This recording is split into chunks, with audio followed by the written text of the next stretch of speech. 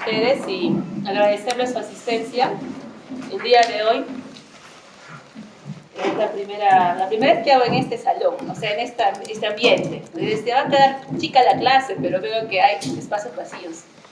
Lo que demuestra que ustedes, de todas maneras, son un grupo selecto de su promoción, que demuestran realmente interés y quieren aprender y de repente hacer una dinámica de idas y vueltas, de preguntar, y aquí estamos para ello.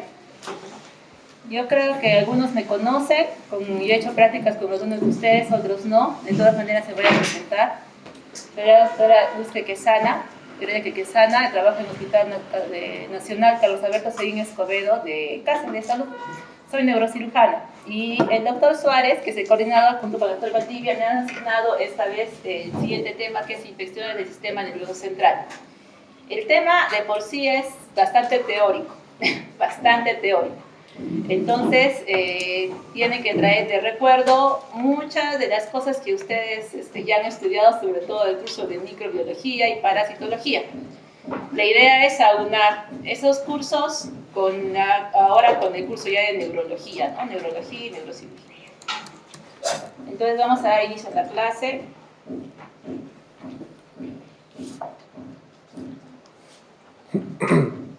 Como empecé diciendo, es un tema muy amplio, tiene etiología múltiple y podemos dividir este gran acápite en varias notas, ¿no? La meningitis es parte de un tipo de infección del sistema nervioso central. Cuando la infección se va a circunscribir a las meninges. Si la infección llega hacia el encéfalo, se denominará pues encefalitis. Ahora, hay algún tipo de infecciones que no las vamos a tocar acá, pero igual he querido mencionarlas, que pueden darse a nivel de la médula espinal, a las que llamaremos mielitis. Si es que se encuentra en el espacio subdural, que ya reconocen ustedes el espacio subdural, se denominará empiema, y también algunas veces puede localizarse dentro del parénquima cerebral en lo que llamaremos abscesos. Por tanto, es menester que ustedes recuerden la anatomía del sistema nervioso central, qué son las meninges, dónde está el encéfalo, cuántos hemisferios tiene, la clínica de meningismo, su fisiopatología que ustedes ya conocen, la semiología también, y por supuesto cómo es el estudio normal del líquido cefalorraquídeo. No vamos a andar en eso, vamos a entrar de lleno al tema porque si no, si bien es un tema largo realmente. Vamos a definir inicialmente meningitis. Etimológicamente, ¿no? Meninges, dura madre, pía madre, aracnoides, gitis, inflamación. Eso es, una inflamación de las meninges y el líquido cefalorraquídeo. Puede estar infectado el líquido cefalorraquídeo. Causas múltiples, pueden ser una infección vírica, una infección bacteriana, una infección fúngica, o sea, hongos o parásitos. Y ahí viene la primera división, ¿no? Algunos lo dividen en meningitis séptica y otros lo dividen en meningitis aséptica. La séptica, la bacteriana, la séptica. Y la aséptica corresponden los virus, las fúngicas y las parasitarias. Si hablamos de incidencia general, pues va a ser todo un tema. ¿Por qué? Porque es variable. O sea, es diferente la incidencia de meningitis aquí en el Perú, otra será en China, otra será en el Reino Unido, otra será en Singapur. Y realmente la literatura que les he colocado al final pueden incluso ver, hay un artículo muy bonito de la incidencia global de meningitis, ¿no? Y va a corresponder también al grupo etario. Acá el grupo etario sí pesa. Y también hay que distinguir que la meningitis no se va a presentar generalmente de manera aislada, ¿no? Como está tan cerca anatómicamente al encéfalo, muchas de estas veces va a comprometer también el encéfalo. Y eso se denominará encefalitis. Por tanto, meningitis, muy difícil que se dé de manera aislada, generalmente hablamos de meningoencefalitis. Entonces iniciaremos con las meningoencefalitis virales, el tema es bien tedioso. Ya les he adelantado, pertenece al grupo de las meningitis asépticas, hay muchos virus. He tratado de seleccionar por lo menos o mencionar en la primera parte los que son más frecuentes, el enterovirus. De toda la incidencia mundial se dice que el enterovirus tiene el mayor pico de incidencia, sobre todo en los niños. Y vuelve a tener otro pico a partir de los 60 años de edad. Después viene el herpes virus, en todas las modalidades del tipo de los herpes virus. Como por ejemplo, dentro de este grupo está la varicela zoster. También está el VIH, la influencia, el virus de la sífilis, el citomegalovirus que corresponde al grupo de los herpes virus, el virus de las paperas y los arbovirus. Entonces, cuando ustedes tengan, en este caso, sospecha, siempre hay que investigar, ¿no?, el antecedente, si es que el individuo, nuestro paciente, ha tenido un contacto. Puede ser un viaje a regiones que tienen alta prevalencia, medicaciones especiales que a veces, sobre todo de vía endovenosa, exposición a mosquitos o garrapatas, por ejemplo. Entonces, estos virus van a entrar sea por inhalación o van a entrar por vía gastrointestinal, o sea, inhalación o vía fecal-oral. Y van a ingresar por el sistema respiratorio o por el sistema gastrointestinal. De esa manera van a alcanzar los vasos sanguíneos. Bueno, ya ustedes conocen toda la historia. Entra esa barrera hematoencefálica, empieza a infectar todo lo que es tejido linfoide, plexo coroideo, las vías neurales en general. La idea es de que estos virus van a burlar la barrera hematoencefálica, que suele ser un buen muro de protección y aislamiento entre el medio externo y nuestro encéfalo, ¿no? Y esto va a dar lugar a la activación de interleucinas y del sistema inmune. Entonces, este es más o menos un algoritmo para recordarlo. Entra el virus, ahí hay un error en este cuadro de ese patógeno viral, ¿no? Llega la bacteriemia, invade las meninges, aquí, promueve la producción de citocinas, sustancias inflamatorias, y esto a su vez, ¿qué va a hacer? Va a aumentar la entrada de polimorfos nucleares, va a ocasionar vasculitis cerebral, aumenta la permeabilidad de la barrera hematoencefálica, y vamos a encontrar los 3 tipos de edema que ya conocemos: vasogénico, intersticial y citotóxico aunados. ¿Qué quiere decir? Que el daño va a ser realmente severo. Todo ello va a llevar a que el flujo sanguíneo cerebral baje. Si el flujo baja, ¿qué tenemos? Vasoespasmo, isquemia. Isquemia, ustedes han hecho ser isquémicos. O sea, todo el daño y todo lo que se encadena de por sí, la falta de oxígeno en el cerebro. Como consecuencia final, hipertensión endocraniana.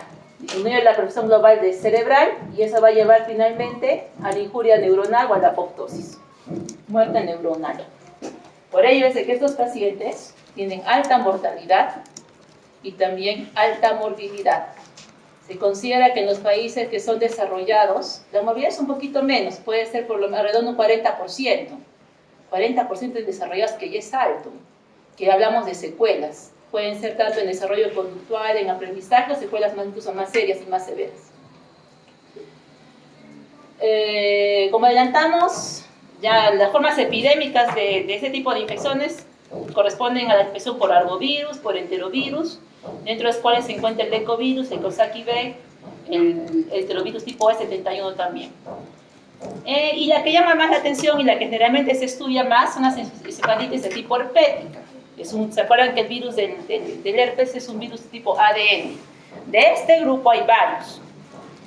Pues va a destacar el herpes simple tipo 1. ¿Ya? ¿Qué vamos a encontrar en el paciente? Lo que ustedes ya saben del síndrome meningio. ¿Qué es? Cefalea, rigidez de nuca, fotofobia, náuseas y vómitos. Aunado a eso, a fiebre, malestar general, y generalmente en este tipo de virus de herpes simple tipo 1 se conjuga mucho lo que es la presentación de la encefalitis, por tanto va a haber una afectación encefálica que se va a expresar como afasia y crisis epilépticas. En otros tipos de virus, por ejemplo, el virus tipo 2, podemos también encontrar lesiones genitales. Entonces, si encontramos lesiones genitales y un cuadro con esto, de meningismo asociado a fiebre y todo lo demás, podemos pensar en una meningoencefalitis secundaria. Síntomas autonómicos también, incluso mielitis y síntomas de mielitis transversa. Erupciones vesiculares en el caso que se trate de herpes simple, del virus de varicela zoster, y también linfadenopatías. Linfadenopatías sobre todo que están presentes en infección por citomegalovirus. Ya sabemos que para el diagnóstico de las meningitis, ¿qué nos sirve estudiar?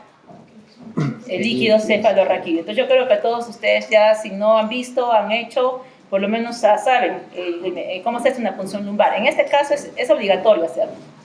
¿Qué vamos a encontrar? Pleocitosis linfocitaria. ¿Qué es la pleocitosis? Aumento de la celularidad normal en el líquido cefalorraquídeo. Hay variables, o sea, si nosotros vemos los valores normales, unos corresponden a menor de 5 de células lo normal, otros a menor de 10. Pero bueno, acá no estamos hablando de 5 ni de 10, estamos hablando más, mucho más, sobre todo de predominio linfocitario. Además, hiperproteinorraquia. Sin embargo, la glucorraquia, aquí es algo importante, va a ser normal. Ahora, si es que encontramos, obviamente, bajo una buena técnica de punción lumbar, o sea, no traumática, hematíase de oligocefalorraquídeo, estamos posiblemente ante la variante necrohemorrágica, que es una de las más severas de este tipo de encefalitis albética. La mejor forma de diagnosticar o de verificar de que está este virus en el líquido cefalorraquídeo es a través del PCR, la reacción en cadena de la polimerasa, que ustedes también ya la conocen. Sobre todo para este tipo de simple y también para la varicela zoster, citomegalovirus y virus de Epstein-Barr. Sin embargo, antes, inicialmente siempre se pensaba en la biopsia. Ahora ya ha quedado secundada gracias al uso de estas técnicas. Tenemos al paciente, le hicimos la punción lumbar. Después hablaremos un poquito más de eso, pero vamos a ver qué encontraríamos en las imágenes. Inicialmente se hace una tomografía cerebral sin contraste, que es la que ustedes tienen acá. Les he puesto primero una imagen gráfica. Entonces, ustedes que pueden observar de este estudio, que es un corte coronal, de este gráfico, ¿dónde está la mayor lesión? En el lóbulo temporal. Esa es la mayor lesión. El lóbulo temporal. Lo mismo lo traemos al corte tomográfico. Lóbulo temporal. Claro, no corresponde al mismo lugar, pero es del lado derecho. Observen, una hipodensidad. No hay bordes regulares. Este es sin contraste. Cuando nosotros observamos, conjugamos, siempre hacemos la conjunción clínica, imagenológica, antecedentes que hemos hablado, punción lumbar, y encontramos esto altamente probable que estamos ante ese tipo de encefalitis. Si hacemos una resonancia, ¿qué observamos? Este es un T2 FLAIR. Entonces hay un edema a nivel de la región temporal, porque por eso se ve hiperintenso. Y a la parte interna lo ven ustedes de color hipointenso, negro. En la resonancia se habla de intensidad, entonces es un color hipointenso. ¿Qué quiere decir?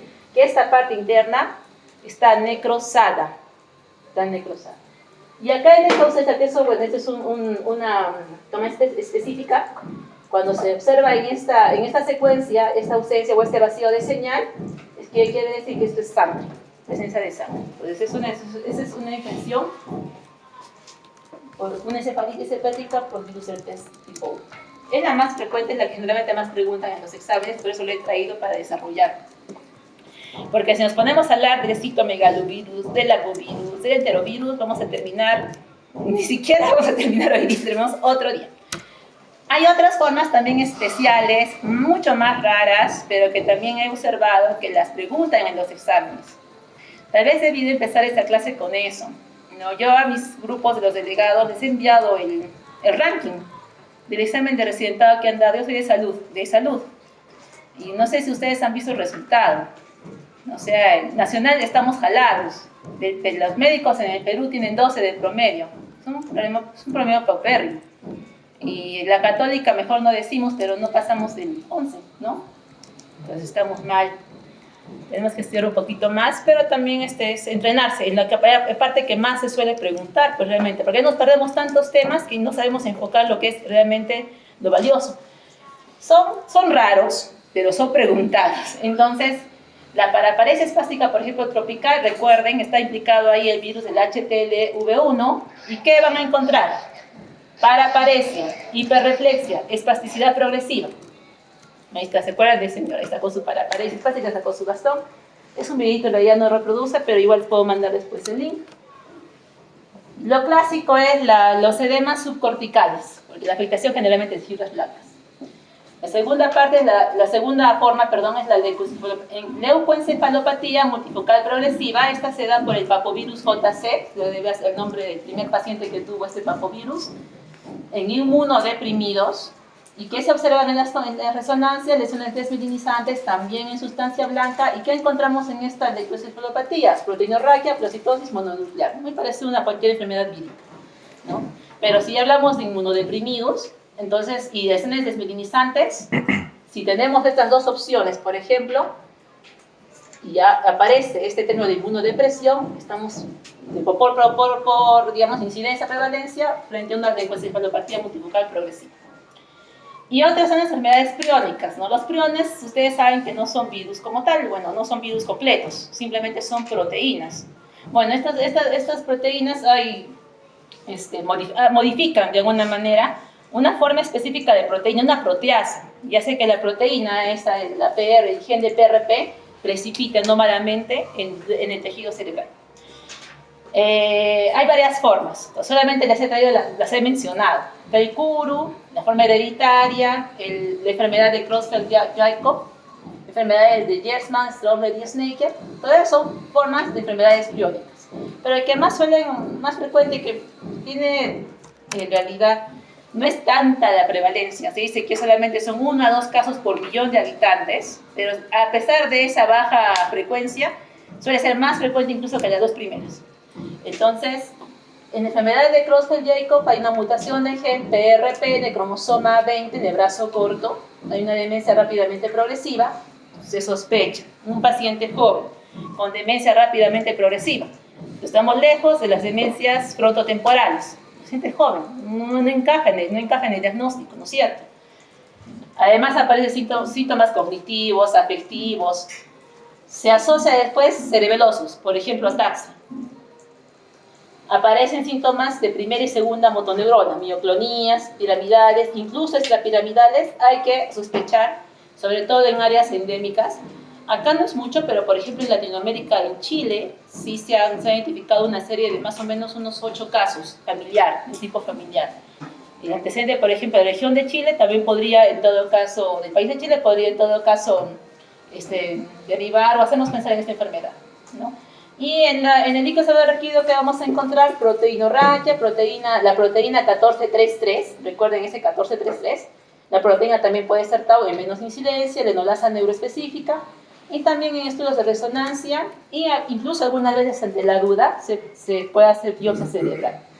Entonces esa, por ejemplo, es una resonancia tipo de esta enfermedad de Jakob-Creutzfeldt. Se puede ver en el corte, estos son todos son secuencias de 2 FLAIR, les van a mostrar la parte de edema que no es fisiológico. ¿Y qué se observa? Hay una hiperintensión en la región acá frontal, periventricular, realmente acá también frontal, y en parte la región subcortical, debajo de los surcos.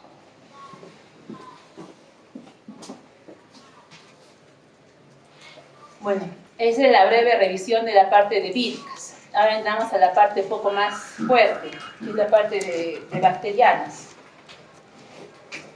¿Hasta aquí hay una pregunta o algún comentario?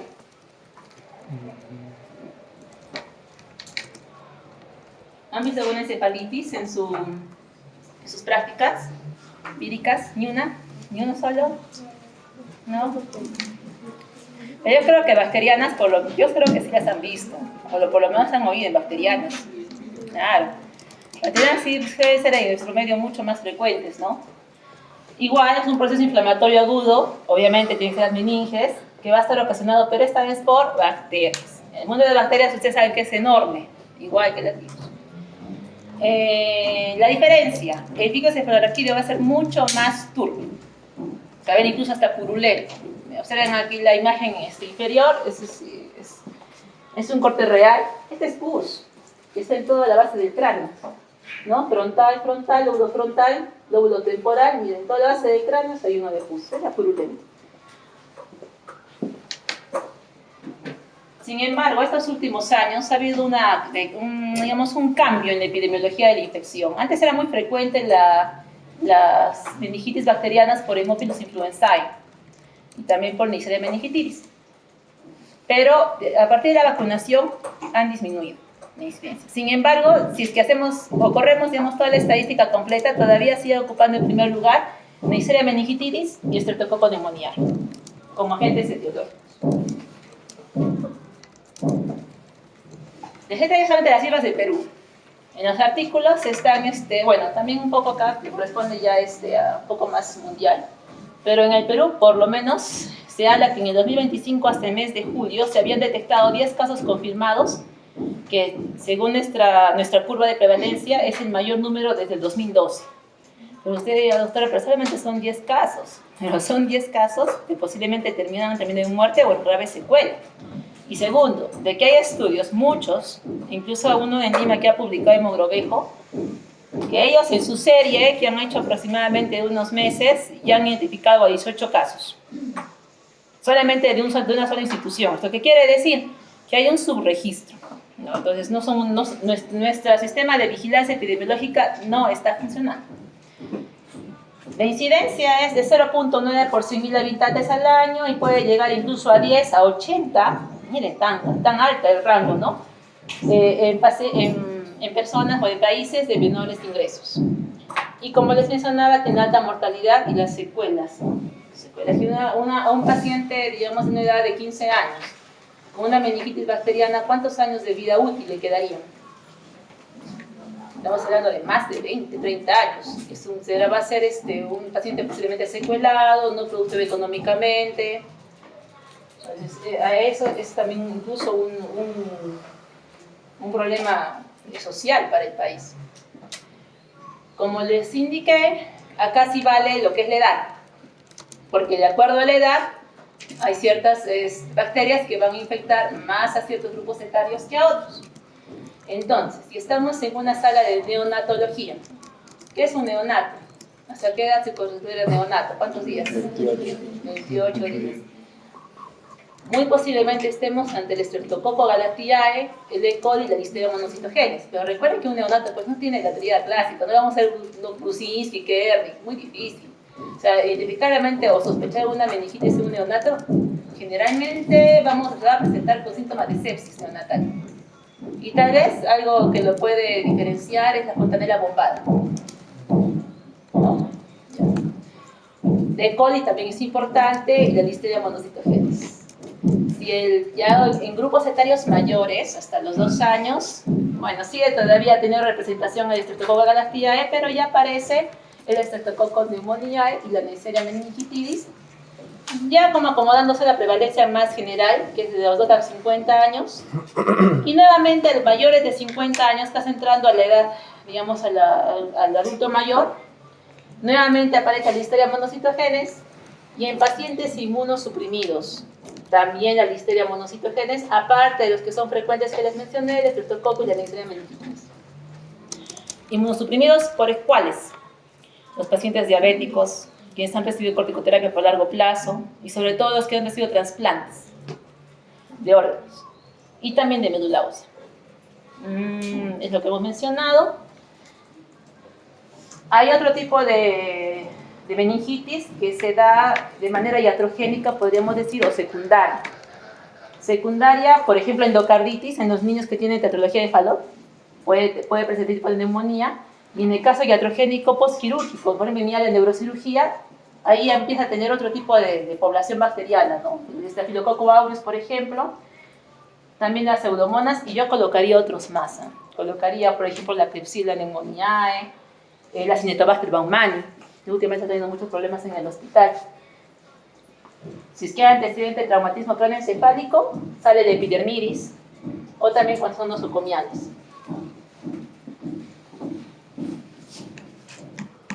La fisiopatología es parecida a la de los virus. Esta vez, bueno, ingresan generalmente por la mucosa de la nasofaringe. Sabemos que la bacteria tiene un pili que le ayuda a unirse con mayor especificidad. Pero va a ser igual variable, de acuerdo también al agente causal. Llega a invadir el torrente sanguíneo a través de la mucosa, y una vez que ingresa al torrente sanguíneo es donde el virus va a empezar a burlar todos los mecanismos inmunológicos, ¿no? Que nosotros sabemos que tiene la barrera hematoencefálica. Incluso puede atravesar a través de la misma célula endotelial, a través de las uniones en el endotelio, incluso, y puede usar también agentes del sistema inmunológico como los neutrófilos, a manera de un caballo de Troya, e ingresar así dentro de la barrera hematoencefálica. ¿Cuál es el problema? De que en todo este transcurso que hacen estas bacterias van a activar, ¿se acuerdan de las PAMs, las DAMs, que son proteínas que van a generar daño finalmente? Inflamación, van a activar natural killer, van a activar macrófagos, van a activar citocinas inflamatorias, interleucina 8, por ejemplo. ¿Y qué va a hacer toda esa activación? Aumentar el edema cerebral. Si aumenta el edema cerebral, también aumenta la apoptosis, ¿no? Aumento de la presión endocraniana y todo lo que sabemos que puede ser una encefalitis. Esta es la cascada fisiopatológica, entonces se ingresa la bacteria y igual, los tres tipos de edema también presentes, la misma disminución del flujo que hemos visto en la vírica, básicamente es la misma fisiopatología, ¿no? Pero ¿cuál es digamos, la diferencia? ¿Por qué estas bacterias suelen ser más mortales? Porque la activación constante de esta microglía va activándose en defensa, pero va liberando a su vez mecanismos o sustancias proinflamatorias que tratan de controlar la infección, pero no lo logran. Y entra en un círculo vicioso. Produce más, produce más, produce más y termina matando sus propias neuronas, ¿no? La presentación clínica es la tríada clásica, la fiebre, puede haber cambios en el estado mental cuando ya hay una meningoencefalitis, la rigidez de cuello, rigidez de nuca. El síntoma más común que se ha encontrado es la cefalea, pero tampoco la fiebre y la rigidez de nuca no se quedan atrás. Eso puede ser asociado a náuseas y fotofobia, y otros síntomas que pueden aparecer en la fascia, hemiparesias, monoparesias, como compromiso de paredes craneales, de acuerdo al lugar donde esté más comprometido el encéfalo. Siempre verificar si es que hay otro tipo de infecciones concomitantes. Las meningoencefalitis no pueden ser de un solo microbio, a veces pueden incluso ser múltiples, ¿no? Y en algunos tipos importantes que de repente tendrían ustedes que ahondar un poco ya en casa, es leer un poco sobre lo que es la meningitis meningocócica. Porque este tipo de meningitis suele ser muy severa, ya que trae alteraciones a nivel sistémico. O sea, puede haber un rash, petequias, un rash purpúrico, y puede estar asociada a ese tipo de petequias, por ejemplo, ¿no? Incluso a taquicardia, shock hipovolémico, incluso un paro cardiorrespiratorio. Entonces sí es de importancia. Si ustedes observan síntomas neurológicos relacionados a una meningitis y además ven ese tipo de lesiones, eso es grave.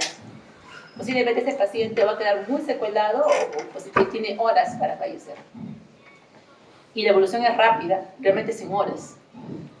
Ya hemos hablado de los niños pequeños, los síntomas suelen ser más sutiles, los signos clásicos o los que ya conocemos, Brusinski, Kerning, no son muy específicos en realidad.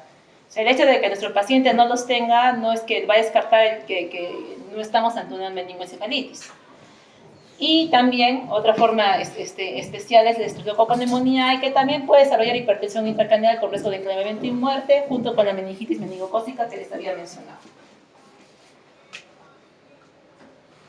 En cuanto al diagnóstico, entonces, ¿qué es lo primero que generalmente hacemos para enfocarnos al diagnóstico antes del tratamiento del paciente?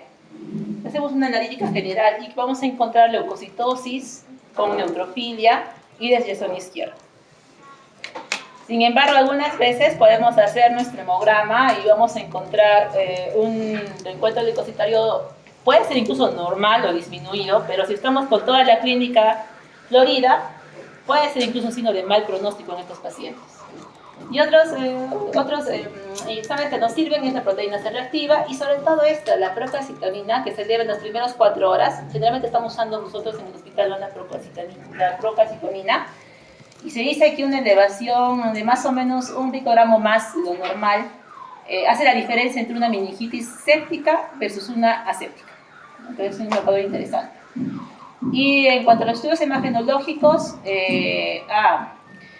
lo que decía que íbamos a conversar un poco más sobre la punción lumbar.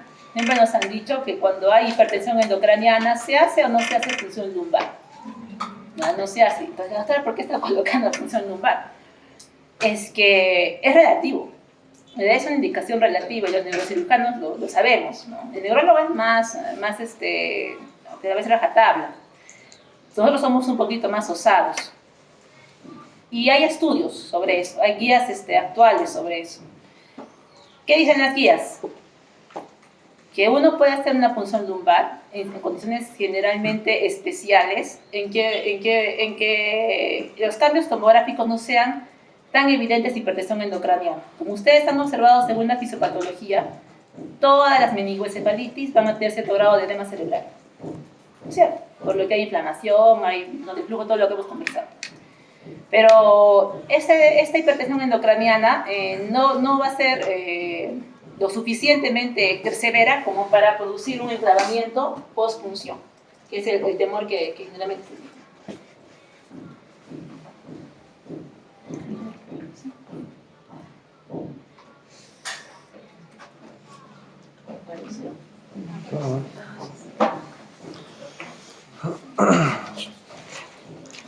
Entonces, cuando hay duda, por ejemplo, si tenemos un paciente con un Glasgow muy bajo, estamos hablando, digamos, un Glasgow 10, 9, ahí sí, hagamos una tomografía primero. Posiblemente podemos evidenciar gran hipertensión endocraniana, posiblemente la presencia de un absceso bacteriano, un empiyema por ahí que esté usando línea media. Bueno, ahí sí. Entonces, eso sí nos va a ayudar digamos, va a contraindicar la punción lumbar. Otras situaciones que puede contraindicarla, ¿cuál es? ¿Qué se les ocurre? Focalización, muy bien, convulsiones, sobre todo si están en estatus convulsivo, no mejoran con la medicación.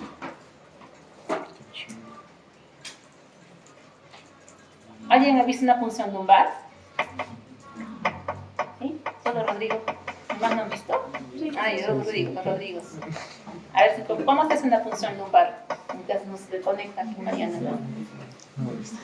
Bueno, se pone el lateral y se hace la punción entre lo que es el L3 y el 4. ¿Cómo? No te escucharon, creo que atrás. Se pone en el cubito lateral y se hace la punción, bueno, arqueando lo que más pueda la espalda y se hace la punción entre lo que es el L3 y el L4. Claro, se arquea la espalda, claro, no tanto que se arquea la espalda, ¿no? Que se vuelve una hiperflexión de los miembros inferiores sobre el vientre, es mejor. La espalda debe estar recta en realidad, debe estar algo recta y perpendicular al sitio donde se va a punzar, ¿no? Y la ubicación es correcta, lo que dice su compañera, pero siempre no es tan sencillo, se tiene que hacer el aislamiento correcto, hay que hacer un proceso de asepsia y de antisepsia. ¿Qué aguja usan?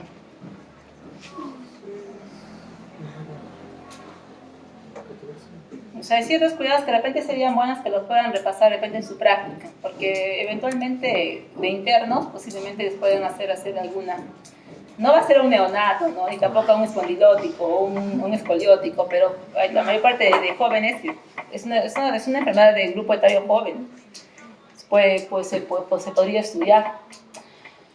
Entonces, ¿qué decían estos estudios? Una tomografía normal no estudia la presencia de una meningoencefalitis complicada, ¿no? Por tanto, es mejor hacer la punción, salvo situaciones, como le digo, específicas. Otro que no mencionamos fue, por ejemplo, una coagulopatía. Claro, el paciente está con disminución de plaquetas. Ahí está. ¿Y por qué es importante a veces adelantarnos? Se imagina que estemos en un centro un poco lejos y nuestro mismo Goyeneche que tiene tomógrafo, no hay tomógrafo a la mano. Cuanto más rápido sea el tratamiento, incluso empírico, se dice que el pronóstico mejora mucho en estos pacientes. Cuanto más demoremos, la morbilidad y la mortalidad va a ser peor. Por tanto, cuanto más rápido lleguemos al diagnóstico, tratemos de corroborarlo, tenemos mejor pronóstico para nuestro paciente. No podemos demorarnos mucho en aquel estudio tomográfico. Y son guías de varios lugares, americanas, británicas y europeas. Entonces, la punción lumbar inmediata en caso de sospecha de meningitis bacteriana aguda, no demorarnos por hacer la tomografía, pero hay ciertas condiciones específicas. ¿Cuáles? En adultos inmunocompetentes que tengan una puntuación estable de escala de Glasgow, generalmente mayor o igual a 12 y sin convulsiones, como comentó su compañero. Las contraindicaciones, aparte de la coagulopatía, shock, insuficiencia respiratoria y los que hemos conversado. Entonces es un pequeño fluxograma, ¿no?, que explica eso. La sospecha, indicamos la punción lumbar. Si hay indicación de punción lumbar, excelente. Si no la hay, bueno, tendríamos que de repente iniciar de frente, incluso antibióticos empíricos. Si es que no se puede hacer la punción y es necesario, porque no hay condiciones y tenemos que hacer sí o sí una tomografía y una resonancia, bueno, tendríamos que evitar la punción lumbar, hacemos la tomografía, si es que no encontramos nada normal, hacemos nuestra punción y si lamentablemente no se puede hacer, igual administramos tratamientos empíricos. Entonces, la imitación de tratamiento empírico debe ser lo más precoz posible. Hay otras situaciones en que la tomografía también se hace obligatoria. Por ejemplo, en pacientes que tienen una escala de Glasgow menor de 12 o 10 puntos, si es que hay nuevas convulsiones después de 48 a 72 horas de que ya inició usted el tratamiento antiempírico, si es que encuentra usted papiledema, porque quiere decir que una hipertensión endocrinal crónica, entonces sí hay riesgo de que uno al punzar pueda pasar una herniación. y persistencia de cultivos positivos pese al tratamiento. El diagnóstico clínico más la punción lumbar va a optimizar los resultados, va a mejorar la movilidad y la mortalidad, pero no se puede realizar, si no se puede hacer la punción, tampoco no podemos retrasar el tratamiento. ¿Qué vamos a ver en la punción lumbar? Una presión de salida aumentada, el líquido cefalorraquídeo turbio, claramente purulento, y la bioquímica que vamos a encontrar, o el citoquímico que vamos a encontrar es leucocitos aumentados, generalmente un recuento mayor a 1000 leucocitos en nuestra muestra, con un claro predominio de polimorfos nucleares, además de una hipoglucorraquia menor de 40 miligramos por decilitro, o también se hace, ¿no? Generalmente se pide de que se tome el líquido cefalorraquídeo y a la vez también un sérico, de tal manera de que tendría que estar la cifra 2/3 debajo de la glucosa sérica. ¿Eso por qué? ¿Por qué pasa la hipoglucorraquia? Porque a veces uno piensa que es por el metabolismo bacteriano, ¿no? Puede ser también una de esas aplicaciones, pero en realidad es por liposia cerebral secundaria de inflamación. Y también hay hiperproteinorraquia con valores mayores de 100 miligramos por decilitro, que ya es bastante. ¿Cuánto es el valor normal de proteínas? Por lo menos hasta 45, pues ese es el límite superior, ¿no? ¿Qué hacemos con nuestro líquido? Lo llevamos a que le hagan sus estudios, ¿no?, en patología de Gram. Y bueno, es importante porque eso también puede orientar nuestro diagnóstico. Si tenemos, por ejemplo, un bacilo Gram positivo, estamos posiblemente en talisteria. Si tenemos un diplococo Gram negativo, estamos ante Neisseria meningitis. Si es un bacilo Gram negativo, Haemophilus influenzae, igual, ¿no? Si es un coco Gram positivo, pues, estamos frente a Streptococcus pyogenes. La detección de antígenos bacterianos también es importante, se puede hacer la utilización en látex, también esta puede ser no solamente en líquido cefalorraquídeo, también puede ser en suero y orina. Ya son pues pruebas inmunológicas, inmunocromatografía, test de detección de antígeno de Streptococcus pneumoniae, por ejemplo, va muy bien para esta bacteria de inmunocromatografía. Los hemocultivos, si por ejemplo no podemos punzar o no podemos punzar y necesitamos hacer tratamiento o iniciar tratamiento empírico, sí deberíamos hacer un hemocultivo antes de iniciar el tratamiento empírico, porque eso sí es abordable y eso nos puede ayudar a orientar nuestro tratamiento. Los cultivos de líquido cefalorraquídeo suelen ser positivos en alto porcentaje, un 80%, sobre todo en la meningitis meningocócica y en la neumocócica. Y hay otros biomarcadores más actuales que se están usando, que es la concentración de lactato, el LCR, la procalcitonina en el LCR y también la sérica, la concentración de cortisol y proteína fijadora de heparina, el receptor activador expresado de células mieloides tipo 1, incluso se están usando interleucinas como la 6, la 12, la 1 y el factor de necrosis tumoral. Y para identificar las bacterias que no están digamos, dentro del programa es una máquina. Ustedes han visto cómo se ve el antibiograma ahora. Antes eran cultivos, ¿no? Cajas PET, y lo hacían cultivar, se decía si era, yo qué sé, Aulus, Staphylococcus. Ahora no, ahora es una máquina que se ingresa todos los citoquímicos, pero esta máquina, digamos, está programada solamente para identificar 20 bacterias. Y si no tenemos en nuestro niño, nuestro paciente no tiene lamentablemente una meningoencefalitis por esa bacteria, no lo va a identificar y puede salir negativo. Pero nuestro paciente sigue con hipoglucorraquia, sigue con hiperproteinorraquia, y no podemos decir pues, que realmente no tiene una meningitis o es una séptica. Líquido purulento, generalmente son esos niños, ¿no?, neonatitos o que han tenido drenajes ventriculares externos. Entonces ahí sí que nos sirve la detección del PCR. ¿Y qué tipo de PCR se usa? Uno especial, ¿no?, que es el multiplex, o la secuenciación metagenómica de última generación, que es el NGS.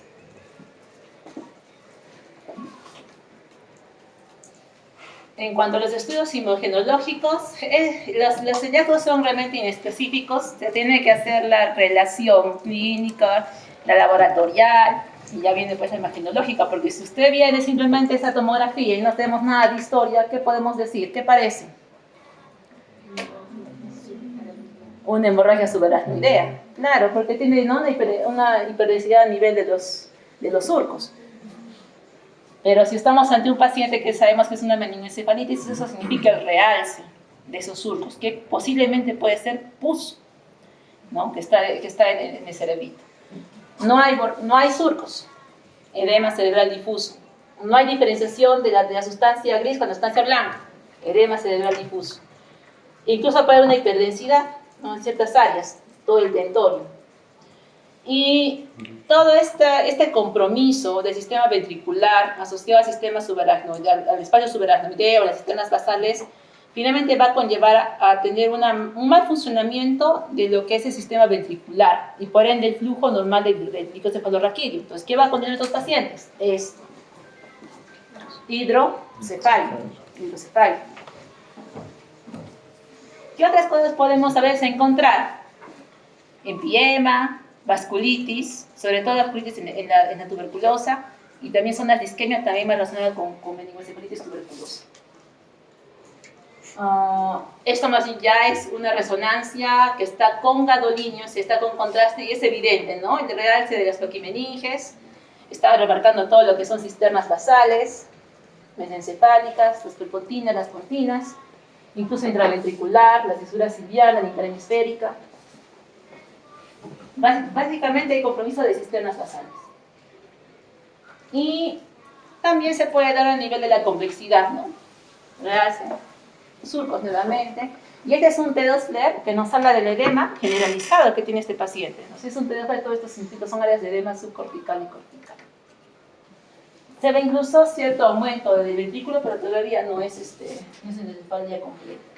El diagnóstico diferencial, claro, nos ayuda mucho la historia clínica, el contacto, de repente los hallazgos en piel, como hemos mencionado, el líquido cefalorraquídeo, que este es más o menos el líquido cefalorraquídeo, bueno, un patrón que se encontraría en una meningoencefalitis viral.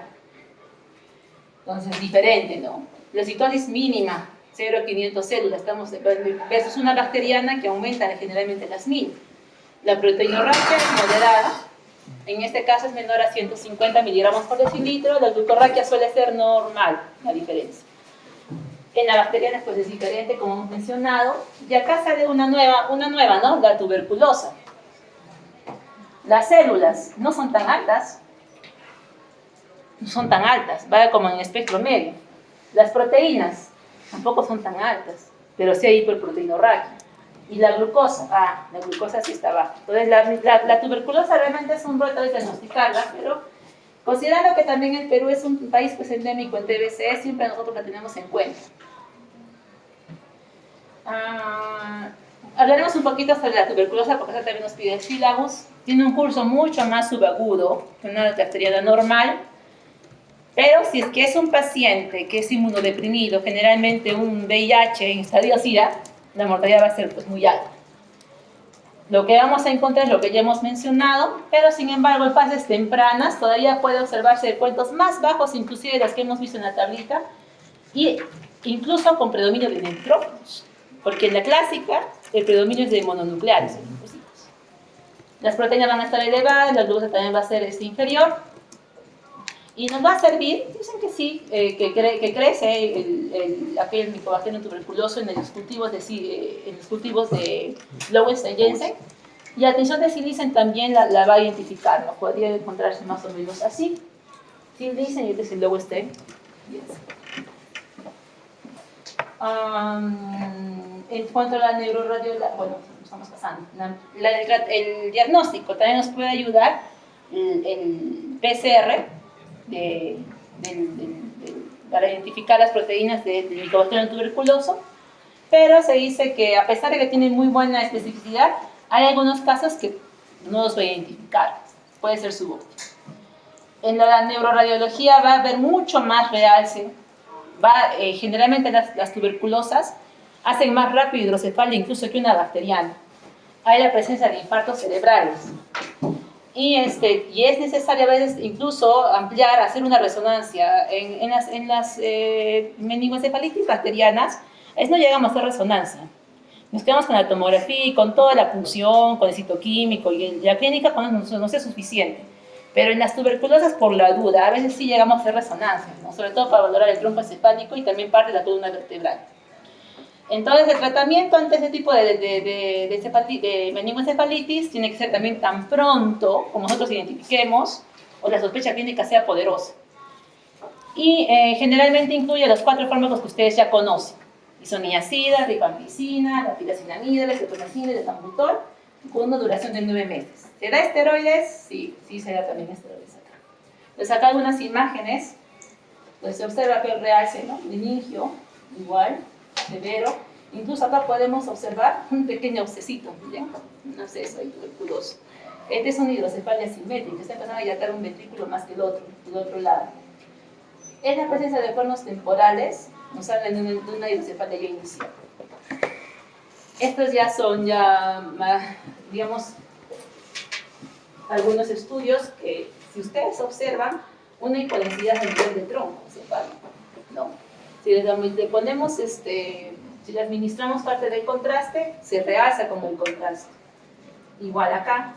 Estos son, por ejemplo, abscesos tuberculosos, pero no solamente puede dar abscesos la tuberculosis, también puede dar granulomas, en una forma mucho más crónica. Son más extensos, son más circunscritos, no restringen a la difusión, tiene tanto absceso como granulomas de plaza leptomeningio. Regresemos a las meningoencefalitis generales. Entonces, hacer una enfermedad tan grave debería hacerse la monitorización en UCI, pero sabemos la realidad de estos hospitales, tenemos carencia de UCI. Sin embargo, sí hay unas condiciones que sí nos obligan, ustedes como internos o de repente como residentes, a pelear pues por una cama UCI, cuando tengan un paciente con estas características. Una meningitis con tintes sépticos, o sea que tengan neutropenia, trombocitopenia. Cuando tenga además de repente signos de falla multiorgánica, se empieza a presentar el paciente oliguria, hipoperfusión capilar, taquicardia, acidosis metabólica. Si encuentra usted hemorragias cutáneas como púrpura, hemorragia gástrica, coagulación intravascular diseminada. Si tiene una focalidad neurológica severa o grave, que hable que el paciente está ya pues muy cerca del enclavamiento, como por ejemplo la midriasis, la afección de paredes craneales, movimientos o posturas anormales. Hay un trastorno de medio interno, por ejemplo la hiponatremia menor a 120 miliequivalentes por litro. Si es que hay un severo compromiso de conciencia, un blasco menor a 7, ¿qué quiere decir que este paciente cómo tiene que estar? Con tubo endotraqueal y con ventilador mecánico. Y eso no se puede hacer realmente pues, en el tópico o en una sala normal de hospitalización. Si es que hay estatus compulsivo, si hay signos de incremento, de repente está estable su paciente y empieza a tener bradicardia progresiva, hipertensión arterial, también al alza, cefalea persistente, y además se añaden respiración irregular, arritmia, hipoxemia, entonces necesita urgentemente uso. En cuanto al tratamiento empírico, digamos, una vez que hemos pasado digamos, la estabilización del paciente, ya hay que empezar a dar la medicación en sí, ¿no? Como hemos mencionado, cuando el paciente ya tiene síntomas, signos y estudios que sugieren la meningoencefalitis bacteriana, la demora de tratamiento de más de 6 horas está asociada a mortalidad hasta del 45% y secuelas del 70%. Entonces, ¿qué vamos a hacer? Se va a administrar antibióticos y corticosteroides. Ahí decía, incluso antes de la punción lumbar, pero generalmente tiene que hacerse después de la punción lumbar. Y se debe retrasar la punción lumbar en espera a veces, ¿no?, de la tomografía. Se deben iniciar los antibióticos, corticosteroides, preesteroides hemocultivos, pero antes de efectuar los estudios de diagnóstico por imágenes. Y también se puede hacer exámenes de PCR. Y digamos que usted hace su examen de PCR y se encontró de que no era pues una bacteria, era un virus. No hay problema, simplemente discontinúe el tratamiento, lo puede cortar. Y esta es la terapia empírica, ¿no? Y básicamente está orientado al grupo etario que hemos visto y al germen que está más, es más frecuente en este grupo etario. Si es listeria, tiene que tener ampicilina, estreptococcus actividades, ceftotaximes, el E. coli, estreptococcus neumonía y la neisseria con vancomicina o una cefalosporina de segunda generación. Y se parece mucho al grupo también de 2 a 50 años. Y cuando va a aparecer la listeria, volvemos a agregar la ampicilina. Y la inmunosupresión también tiene que llevar ampicilina. Y por ahí que hay algunas, al costado, digamos, una segunda opción. En cuanto al uso de corticoides, le pongo dexametasona porque es el que generalmente más usamos acá y en todo el mundo. Sí existe evidencia científica positiva sobre el uso de corticoides en términos generales. Las 3 guías que he revisado se mantiene la indicación, pese a que hay datos dudosos con Haemophilus influenzae y con Neisseria meningitidis y sobre todo con listeria. Pero aún así la ponen como recomendación tipo 1A, o sea, con bastante peso. Y lo que sí más bien piden es de que se inicie por lo menos entre las 4 a 12 horas posteriores ya a la primera dosis de antibiótico-terapia. Entonces sí nos piden que iniciemos primero la antibiótico-terapia. Y una vez que hemos aislado el germen, ya ustedes lo leerán con más detalle, pues cada germen tiene su medicamento específico, ¿no? Si es el Haemophilus influenzae, se escribe beta-lactamasa negativa, ampicilina, positiva de cefotaxime, igual con Neisseria meningitis. Incluso acá nos dan, de acuerdo a la concentración mínima, ¿no? Inhibitoria. O sea, según antibiograma. Si es que tiene más resistencia, por ejemplo, en este caso, nuestro Streptococcus pneumoniae, ya no usaremos penicilina G. Tiene más resistencia, usaremos de frente ceftriaxona con cefotaxime. ¿Alguna duda? Doctora, ¿cuál es el primero de penicilina? O sea, es primero menos 0.06. Esto, como les decía, esta primera parte es la resistencia.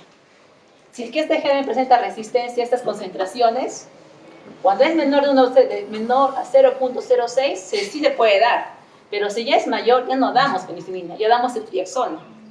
Ese valor viene al lado en el antibiograma, viene al lado, C y M. No sé si han visto un antibiograma. Entonces ahí se compara nomás, está mayor o menor al dato, ¿no? Igual en Listeria, en Streptococcus galactiae y en Staphylococcus aureus. En Staphylococcus aureus, en nuestro medio, por ejemplo, hay mucha resistencia, por ejemplo, a la meticilina, no es sensible. Generalmente en nuestro medio es meticilina resistente. Entonces, en ese caso, si hablamos de ese aureus, preferimos de frente iniciar vancomicina. Y la alternativa que también puede ser timerfetin con metronidazol, linezolid. Acá son los genes más frecuentes. No estamos hablando de los hospitalarios, de los postquirúrgicos, esos son otros. Es una preocupación mundial. La OMS ya desde 2020 dijo de que eso tenía que acabar en 2030. Estamos en 2025, hemos caminado la mitad del camino y estamos un poco lejos de hacerlo. Pero a nosotros, tanto en un hospital nivel 3, los que estén en hospital nivel 2, ustedes cuando estén en hospital nivel 1, nos toca pues, apoyar y poner al hombro este objetivo, ¿no? Detectar con más rapidez, sospecha clínica. Sospecha clínica, es fundamental. O sea, se nos pasan pacientes por no sospechar, por no saber que tiene cefalea, náuseas y vómitos y además tiene fiebre y malestar general. Ojo que no van a encontrar, les vuelvo a repetir siempre, ni Kerner ni Brusinski. Prevención y control de epidemias, vacunar, promover la vacunación. Ideal sería pues, una inmunización completa, pero un poco difícil, sobre todo cuando la pandemia hemos retrocedido. Vigilar las enfermedades, fortalecer nuestro sistema de vigilancia, no se pasen, sobre todo los serumistas. Esta es la labor de Serum, porque Serum es el que tiene que dar todas las semanas. Ustedes cuando van a hacer su Serum van a hacer un reporte a su centro mayor de qué enfermedades han recibido, cuáles no, una vírica nueva, un Chagas, por ejemplo, o un paludismo, cosas así. Apoyo y atención para las personas afectadas por meningitis. Entonces, ¿qué tenemos que hacer? Reconocimiento precoz, mejorar el acceso y la oportunidad de atención. Es un poco difícil, pero ya con un buen alumno de medicina que esté en un centro de salud, así sea, no sea pues un nivel 2, ya la sospecha la base deriva pues rápido al paciente. Y de repente no era la punción lumbar, pero ya sé que tengo que tener mi tratamiento empírico, iniciaré siquiera con algo, por lo menos por el grupo etario. O sea, sí se puede hacer. Se puede hacer. Doctora, si va a llegar, pero no va a perder la oportunidad, no va a ser una buena punción, va a salir negativa la punción, pero salvaste la vida a través de ese paciente. Está estipulado en las guías, está estudiado. Y la promoción y el compromiso, de repente ya a mayor nivel, político, inclusión en planes nacionales, ¿no? Y eso ya va para nuestras autoridades. Complicaciones. ¿Qué podemos encontrar? El absceso cerebral. Poco infeccioso a nivel del parénquima en sí. Algunas también puede hacer por contigüidad, que quiere decir que puede ser por vía hematógena, desde un absceso pulmonar, un iatrogénico, un postraumático, también puede haber un absceso cerebral. Puede estar implicado estreptococo, estafilococo, solo uno, los dos, incluso polimicrobiano. La sintomatología va a ser de hipertensión endocraniana y de acuerdo a donde esté ubicado el absceso cerebral. Entonces, ¿qué nos va a ayudar? La tomografía y la resonancia. La tomografía y la resonancia, ¿qué nos va a identificar? Estas áreas, ¿no? Incluso puede aparecer una aripodensa. No ha venido mi grupo del día, ¿qué ha sido con nosotros que hemos hecho de ayer? No hay nadie del grupo de ayer de mí, ¿no es cierto? Ya están jaladas, les dicen a sus compañeros. Ah, ya ustedes. Ah, ahí están. Están irreconocibles así todas ustedes. Sin su gorrito, su manito. Bueno, han visto un paciente. ¿Se acuerdan? Una aripodensa frontal. Estamos sospechando incluso una tosis palpebral. Pero ¿no les parece semejante? Habría que estudiarlo, ya lo veremos la siguiente semana, ¿no? Así empieza un proceso de cerebritis. Ahí recuerdan a Paula. Pues cerebritis. Hay una cerebritis que puede ser temprana, ahí están 2 días, 1 a 3 días, o tardía de 4 a 9. ¿Qué es la diferencia? De que cuando usted ya da cuenta contraste en la cerebritis tardía ya va a empezar a hacer un poco de cápsula. Y después ya se vuelve un absceso, que también puede ser temprano o puede ser tardío. El absceso ya pues tiene una cápsula bien establecida. Y el tardío ya tiene esta necrosis de absceso. Se puede hacer, hay duda, una parece fácil, ¿no? Bueno, sí miro. Hay sospechas, ¿has visto cómo estamos con este paciente estudiando, buscando causas? Sí, pues no es tan fácil. Puede incluso parecer con diagnóstico diferencial que absceso, metástasis, ¿qué más? El inicio. El inicio. Podría ser. ¿Qué se hace cuando hay duda? Nos puede ayudar la espectroscopía por resonancia. Resonancia, eso, por ejemplo, incluso miren, incluso en UNS uno ya casi de especialista, ¿no? Se puede determinar por el tipo de metabolito que se aumenta en la resonancia, si es que hay lípidos, estamos posiblemente más ante un tuberculoma o un acceso por TBC. Y es que es piógeno, va a aumentar más sus aminoácidos, el talcosinato, igual el fúngico más arterial 2, aminoácidos y lípidos, y el tuberculoma va a disminuir el ácido aspartato. Son estudios imagenológicos auxiliares que nos pueden ayudar a orientar el diagnóstico. La espectroscopía, lo que les estábamos observando, miren los picos, succinato, lactato, nos orienta más que se trata esto de un absceso. Y por ejemplo, es un pacientito que tenemos en el hospital, ustedes que creo que todos han pasado por el CASE, el famoso señorcito que está con nosotros bastante tiempo, que se acuerda que sufrió el accidente de un caballo, se cayó del caballo, vino de Cusco, ¿lo vieron? ¿No se acuerdan? Estaba con descompresiva. Se hizo descompresiva, pero como fue una fractura abierta, es una cerebritis. Y observamos esto. Después hizo un absceso, pero postraumático. ¿Qué se hizo? Tuvo que hacer una limpieza, debido a todo el absceso. No sé cuándo, no fue muy bueno.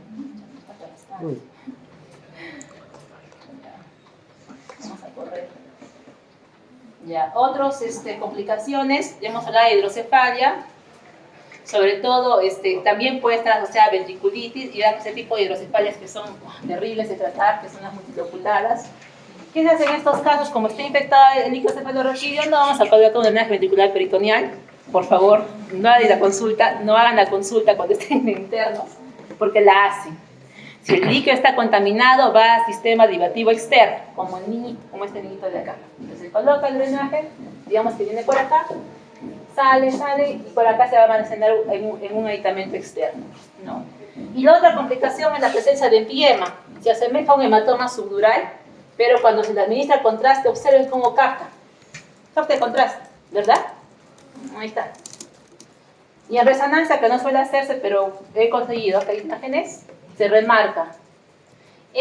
Más incluso si yo lo miro, ¿no? Parecía incluso un epidural, porque también puede haber epidurales, empiemas epidurales, pero sí es un subdural, ¿no? Es un fascinar. Igual, miren. Complicaciones que hay que manejar ya en el tratamiento tanto médico y también quirúrgico. Otras formas menos frecuentes de meningitis son las micóticas. Estos tienen progresión más lenta, un curso subagudo crónico, los síntomas también son inespecíficos. Tal vez resaltar de acá que es necesario, hay que tener en cuenta que generalmente se ven pacientes inmunodeprimidos y los que reciben mucho tiempo corticoide y los diabéticos que no están diagnosticados. Dentro de los cuales resalta, por ejemplo, el Cryptococcus neoformans, que suele estar relacionado en este tipo de pacientes, sobre todo en VIH que tienen linfocitos TSD4 con niveles muy bajos. ¿Qué se va a observar? También lo mismo, realce leptomeningio, en algunas infecciones por criptococo puede haber criptococomas, que se ven como lesiones nodulares, espacio tumoral, que también realzan en anillo, y la famosa dilatación de los espacios de Virchow-Roberts. Puede estar asociada a hidrocefalia y edema cerebral como toda meningoencefalitis. Entonces, vemos acá una zona incluso de infarto parenquimal. Y acá lo que les comentaba de la meningitis criptococócica, que es un tipo de hongo, ¿no? Los espacios de Virchow-Robin aumentados que da como una imagen esponjiforme. Son los hongos que más podemos encontrar: criptococo, histoplasma, blastomisis, escosidioides. He resaltado, he hecho un buen resumen, creo. ¿Por qué? Porque era mucho. Realmente lo que era fúngico era también todo un tema bastante amplio. Pero, por lo menos, si es que ven ustedes un ácido cerebral, tiene un curso que es subagudo, no típico, piensen en Aspergillus y piensen en mucormicosis. Si es que ven solamente otro tipo de meningitis, pueden ser los otros hongos que ya conocemos y pueden estar involucrados. ¿Qué observamos? Pleocitosis leve, comprimido linfocítico, hipoglucorraquia, elevación de proteínas en LCR, o sea, es inespecífico totalmente. Pero cuando haya sospecha en inmunodeprimidos o diabéticos, mándenlo a una tinción para hongos especial, por ahí que encuentran algo, ¿no? La criptococosis, por ejemplo, tiene de Cryptococcus neoformans, que sabemos que está en el suelo contaminado con heces de aves. En este sí funcionan los cultivos, se puede encontrar. Bueno, ahí es una tinción de Gram. El antígeno Cryptococcus LSR y el sérico es positivo del 90%. El tratamiento es con anfotericina B y fluconazol. Y la aspergilosis, que puede ser tanto en fumigatos o en flavos, también viene del suelo. Esta más bien es un poquito más invasiva, puede causar incluso cerebritis hemorrágicas. Y se van a observar hifas septadas ramificadas, y también es el tratamiento con anfotericina o 5-fluorocitocina. Y yo creo que ya parece que es la última parte, que son las neuroinfecciones por parásitos. ¿Alguna pregunta? Voy a descansar un rato. ¿Algún comentario? ¿Han visto infecciones bacterianas? Eso sí han visto en el hospital. ¿Qué les llama la atención? Pregunten.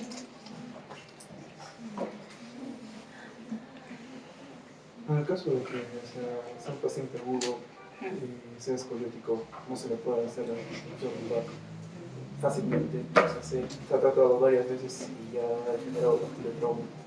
¿Cómo puede ser el clínico? Puede valer el clínico, puede ser también imaginológico, pero pesa más el clínico. Ahora, en medios de área, digamos, que es necesario llegar al diagnóstico, como dijimos, la biopsia siempre es una opción. O si no, la obtención de líquido cefalorraquídeo por venticulostomía. Separar sala.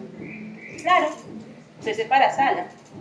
Otra opción que es menos frecuente, pero lo vemos en niños, ¿no? La obtención de líquido cefalorraquídeo por venticulostomía, pero como los ventrículos generalmente pues están dilatados. Ahora, el hecho, si no estuviesen dilatados, bueno, se puede hacer con neuronavegación o con ecografía, ya por ecografía. ¿Listo? Sí, dígame, Brian. Doctora, primero, ¿qué se hace? ¿La toma de muestra para el hemocultivo o la punción lumbar? Los dos al mismo tiempo, pero de preferencia primero tu punción. Punzas, mandas tu orden para el hemocultivo y después ya inicias tratamiento empírico. ¿Por qué la punción lumbar? Porque la punción lumbar sale rápido, el citoquímico sale a veces en minutos, el hemocultivo demora, entonces igual que lo tomes un poco después, va a demorar unos días todavía en salirte el resultado final. Pero ya estás avanzando con tu resultado de citoquímico inicial.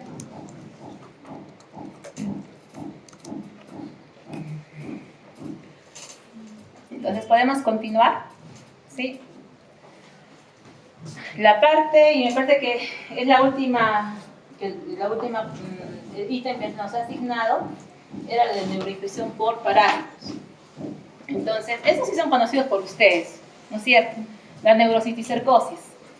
La neurocisticercosis es la parasitosis humana que dice más frecuente del sistema nervioso central. En el Perú se denomina que somos una zona endémica. Y algunos artículos mencionan que somos una zona hiperendémica. Tenemos un montón de neurosis y circosis por los malos hábitos de higiene generalmente. En la parte superior, ustedes pueden ver un mapa mundi. Las zonas rojas son las áreas realmente calientes por el mundo. ¿Dónde estamos? Ahí estamos en rojo, ¿no es cierto? ¿Qué más le sigue? México, África, Euroasia, Sudáfrica también, con menor nivel. Y al costado es el mapa del Perú. Entonces, observen la localización regional.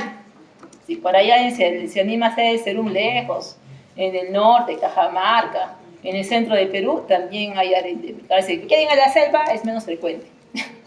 En la parte sur también es tan frecuente, sobre todo en la parte sur costera. Tacna, Moquegua, tiene poco prevalencia, pero en Arequipa sí hay. Ustedes son de quinto año, ¿no?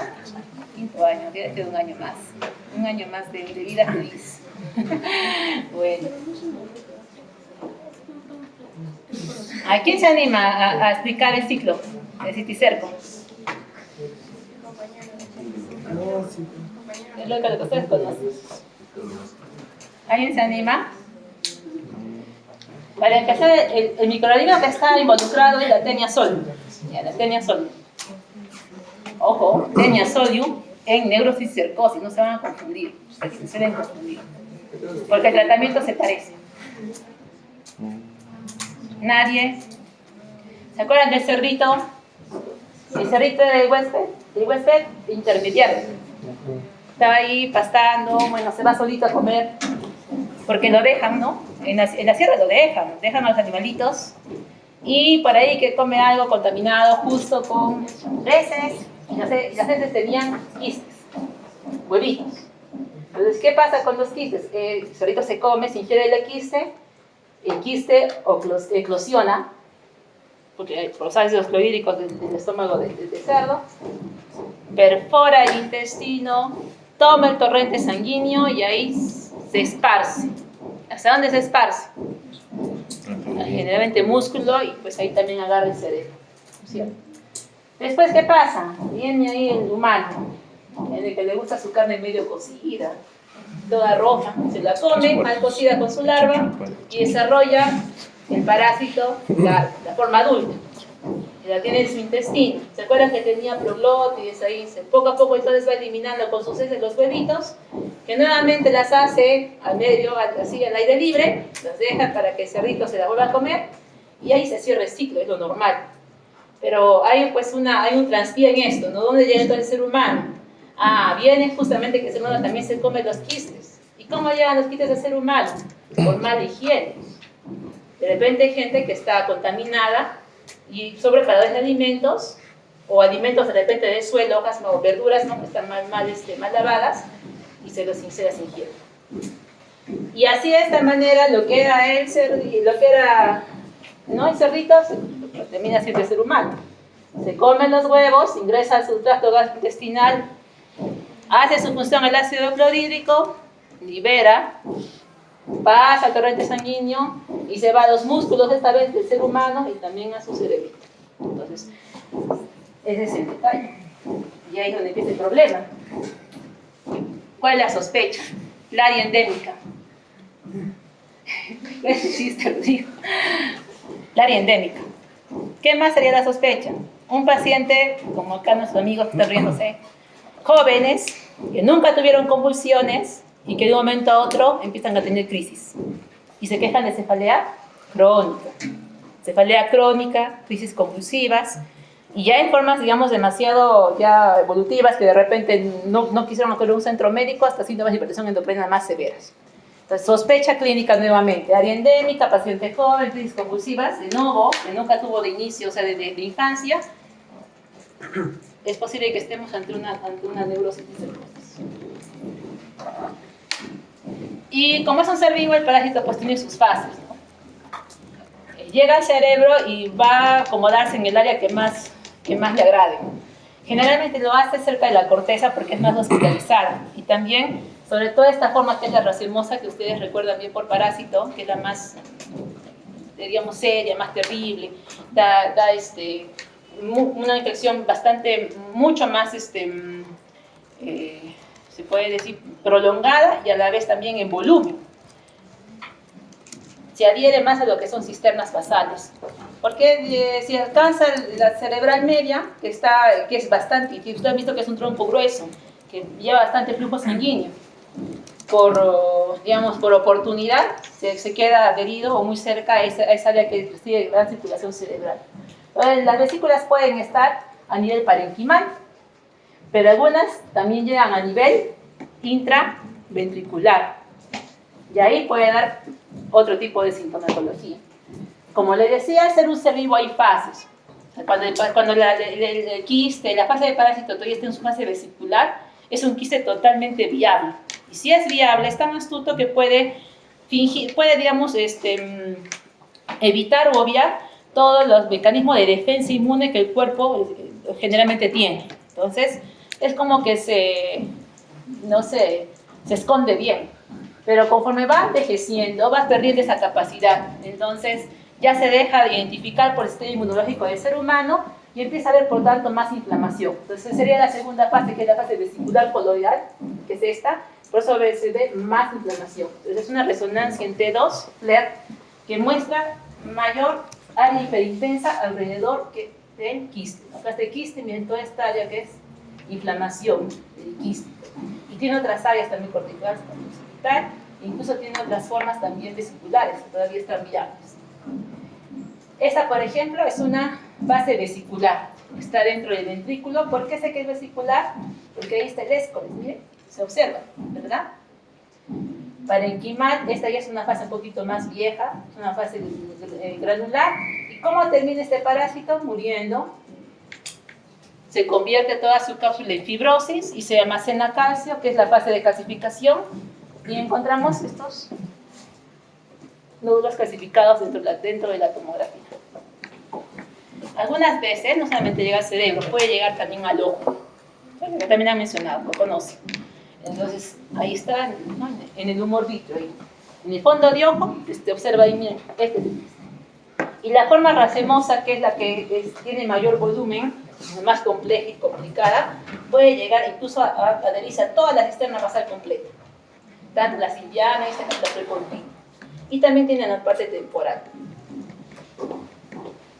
Ese parásito no solamente tiene su daño por volumen o por localización, también puede, por la manera como se comporta, influencia de que nuestro cuerpo libere sustancias inflamatorias, y el mismo parásito también las libera. Entonces puede hacer una suerte de encefalitis.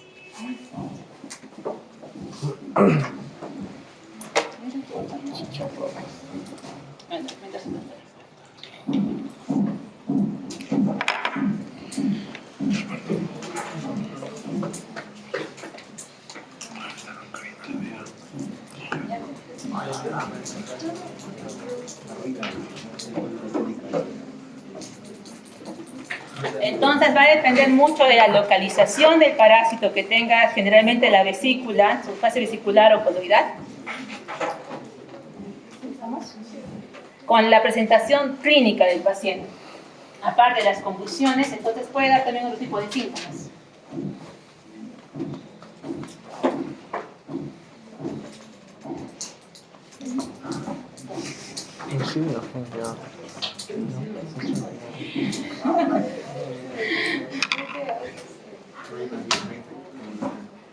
Nos quieren votar, chicos, de la clase ya.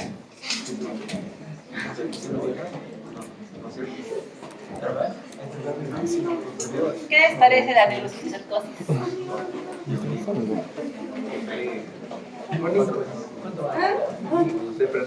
De aprender, de eso.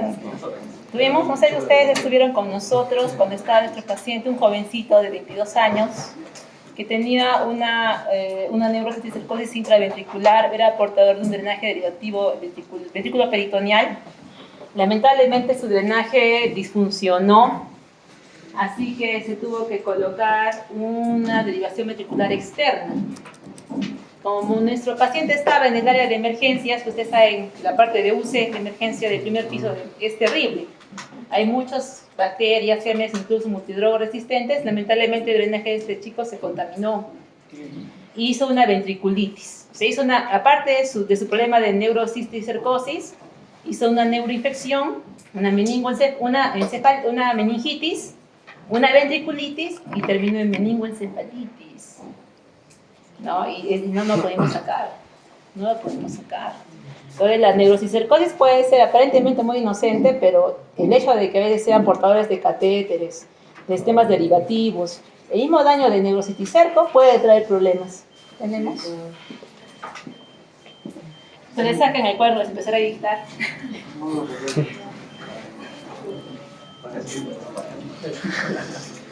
Ya, no sé, En el ya. título, con rojo.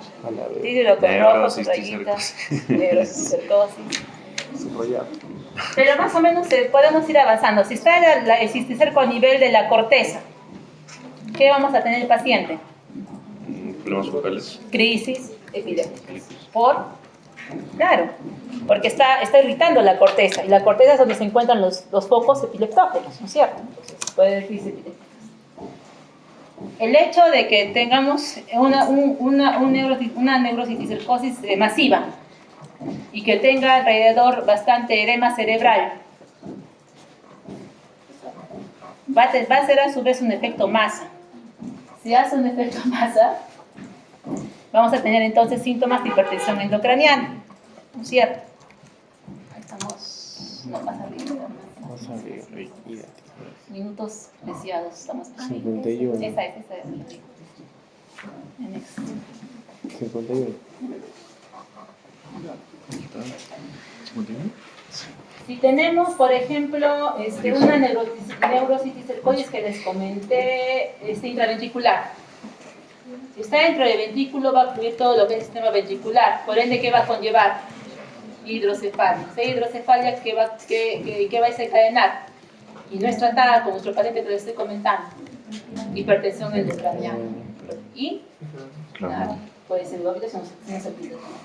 Si es una neurocisticercosis masiva, como por ejemplo la racemosa, la que hemos visto que tiene todo el parénquima lleno de vesículas, también puede haber síntomas de hipertensión endocraniana, o también puede haber un síndrome psíquico, añadido con confusión, con demencia, con neurosis, con alucinaciones. Sobre todo cuando los quistes están ubicados en el lóbulo frontal o en las cisternas basales subaracnoideas. Si es que hay aracnoiditis, puede haber un síndrome meningio. Si está en las cisternas basales oculomotoras, o sea, en la base anterior de la base de cráneo, puede haber también problemas de pares craneales, sobre todo el tercer par craneal, el segundo par craneal. Si está a nivel de la cisterna del lámulo pontocerebeloso, puede haber síntomas de séptimo par, octavo par. Si este paciente, por ejemplo, es un niño, como los niños son más vulnerables, puede incluso desarrollar encefalitis cisticercósica, y también los adultos que tienen la forma racemosa o tienen la forma invasiva. Y es un poco raro, si dice menos del 1%, puede también haber neurocisticercosis medular. Si es medular, puede dar todos los síndromes medulares. ¿Cuáles son? Demisección medular anterior, donde se encuentra el cisticercosis. Entonces, PALE, como siempre, el criterio médico. Aquí no entra su checklist, no entra su ChatGPT, no entra entra su criterio médico. La sospecha clínica, el estudio de tomografía y resonancia que nosotros ya hemos visto, ¿no? Generalmente puede ser sin contraste inicial, pero puede ayudar también al contraste en algunas formas especiales. El inmunodiagnóstico, que es el tema que más nos gusta a los médicos porque lo entendemos muy bien, ¿no? ¿Me entienden muy bien ustedes? Tengo un compañero que es biotecnólogo y médico, estoy conmigo el doctorado. Y este chico biotecnólogo se dominaba como sin estas cosas. Para nosotros nos resulta un poco a veces molesto, pero es importante conocerlo. La inmunoelectrotransferencia, ¿no?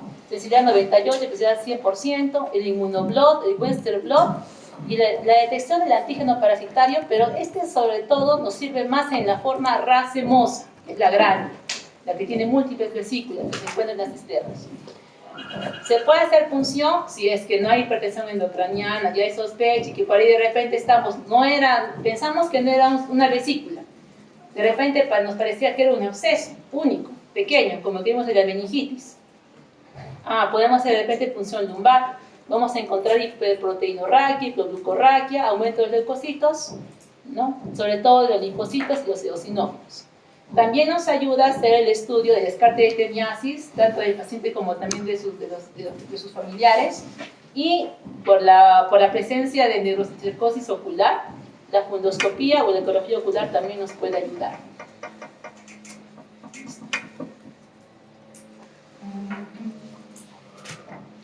No es tan fácil, como les digo chicos, hacer el diagnóstico. Porque uno puede pensar, por ejemplo, ve esta imagen, será un cisticerco, y si es un tumor, puede ser un tumor perfectamente inicial, o esta, una calcificación, pero todavía puede haber incluso dudas. Acá también más parece un tumor por el edema perilesional, que es abundante. Un quiste tan grande, bien raro que es una neurocisticercosis, pero lo era, ¿no? Entonces, no es tan sencillo. A veces uno siempre tiene que tener en cuenta dos criterios, tanto el imagenológico como el serológico. Por eso es importante acá el serológico.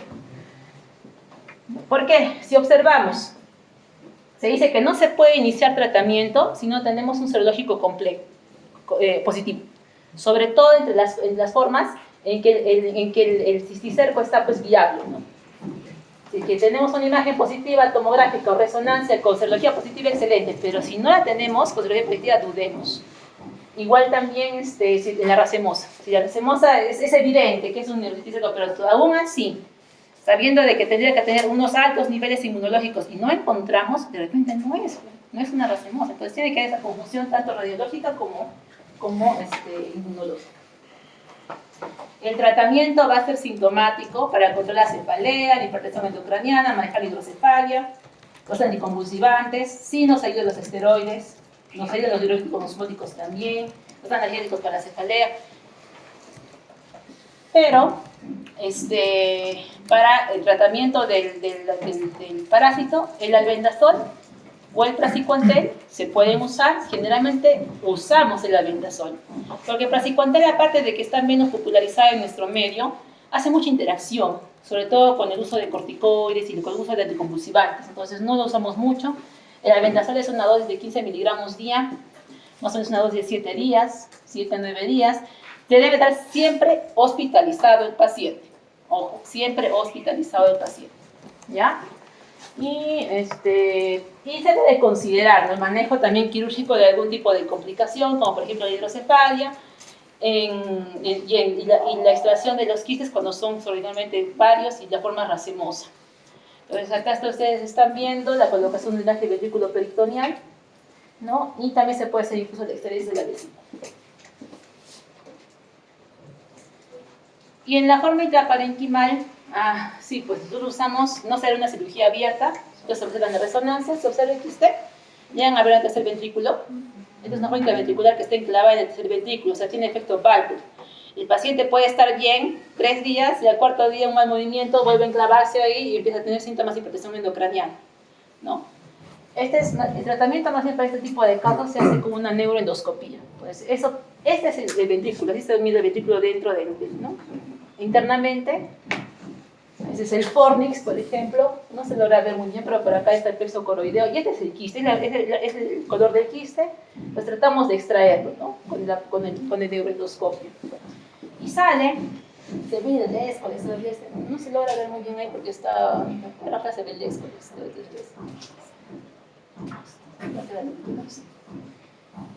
Y finalmente, creo que me parece que sí es el último, es la hidratidosis cerebral. Sí, esta es mucho menos frecuente, hidratidosis cerebral, mucho menos frecuente. La afectación cerebral del ser humano es poco usual, solo se dice en 1 a 2% de los casos de compromiso encefálico, porque recuerden que la hidratidosis, más se encuentra, lo han visto en qué área, en cirugía de tórax y cirugía general, ¿no? Porque se va a dónde, o al hígado o al pulmón, pero también algunas veces hemos visto otro cerebral. Yo he visto una fosa posterior. El ciclo, ¿qué es el agente que está aquí involucrado? La larva del céstodo, Echinococcus granulosus. Ahora, ¿quién se anima a hacer el ciclo?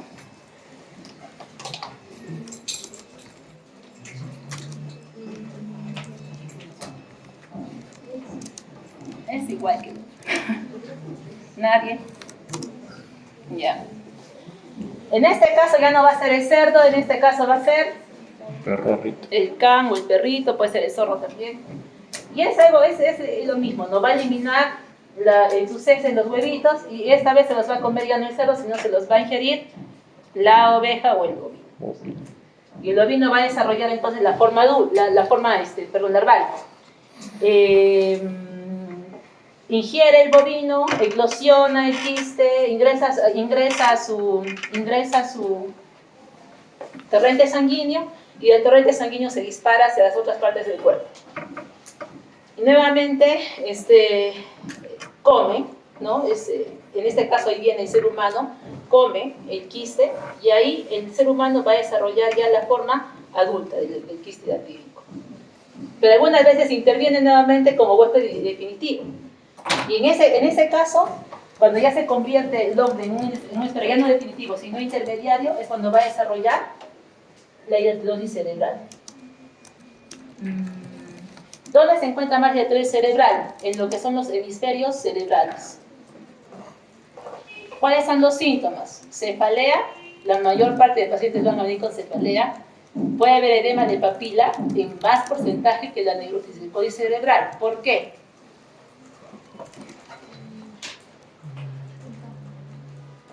Exacto, por el tamaño.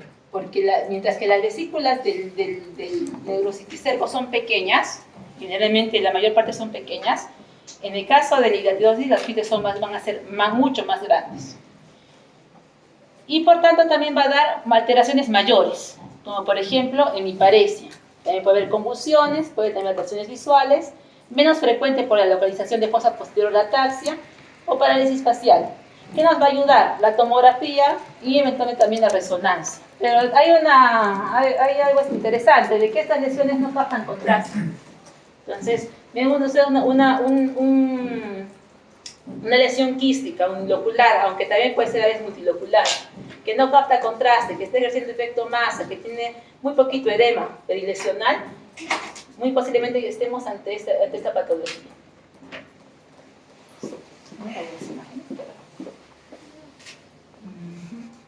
El diagnóstico. Bueno, acá estamos, por ejemplo, extrayendo, así se ve el quiste, ¿no? Es grande.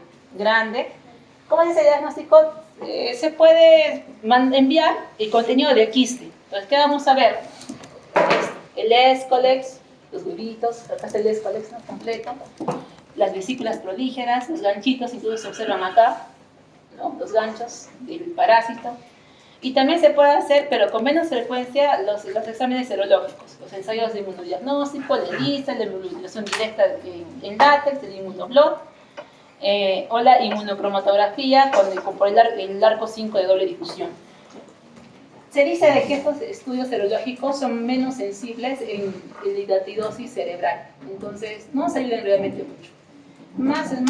Tienen más altos niveles en la hidatidosis que es la torácica o la hepática. Estos son los estudios de resonancia y tomografía. Entonces, evidente, ¿no? Un quiste grande. En la región frontoparietal. Y Sorenzo, ¿qué habla de esto? Entonces, ¿qué es? Contenido líquido.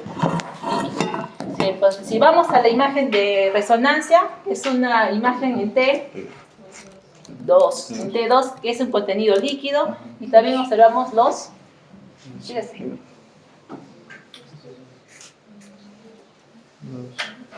ventrículos, porque es líquido cefalorraquídeo.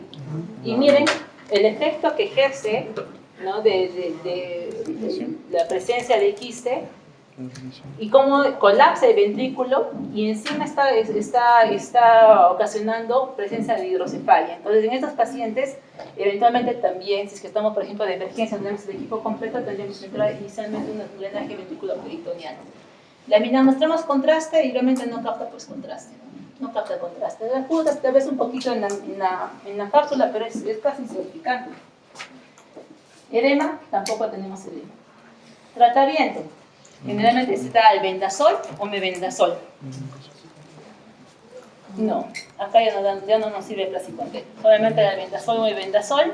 Tiene que ser más tiempo, generalmente se da un mes. Por largos ciclos y a veces se puede dar un mes si todavía no hay efecto. Y se sigue con eso sí no sirve, seguir con la serología. Tienes un nivel bajo, pero si con el tratamiento igual continúas con el mismo nivel y no baja o de repente hasta aumenta, entonces quiere decir que no está haciendo efecto. La cirugía tal vez sí no sirve para seguimiento del paciente, ¿no? Del tratamiento. Entonces tenemos que volver a dar otro ciclo más y así podemos llevarlo hasta 6, 9 meses. Y como tiene síntomas de hipertensión endocraniana, tenemos que hacer electrólisis química. En este caso aplicamos la técnica de Dowling-Orlando. Ustedes también creo que ya la conocen. ¿Qué es el uso de solución salina? ¿No es cierto? Para evitar de que haya una invasión de ni siquiera una ruptura accidental del quiste. Entonces, ¿qué se hace? Se debrida bonito los costados, ¿no? Como no han visto que tiene buen plano, de que no está infiltrado, sino que hay una separación entre la cápsula y el parénquima cerebral, se va debridando y de paso vamos irrigando con solución salina. La idea es sacar ese quiste intacto, no debería de romperse. ¿No? Y por ejemplo acá, que es una forma multilocular, se han obtenido 4 lesiones quísticas, menos mal las 4 están cerradas y completas. Entonces, se alivia el efecto masa y el paciente queda bastante bien, pero se tiene siempre que complementar con albendazol o con albendazol. Entonces, bibliografía adicional, si alguien desea ampliar más en los temas, creo que son de algunos artículos interesantes que me parece que son muy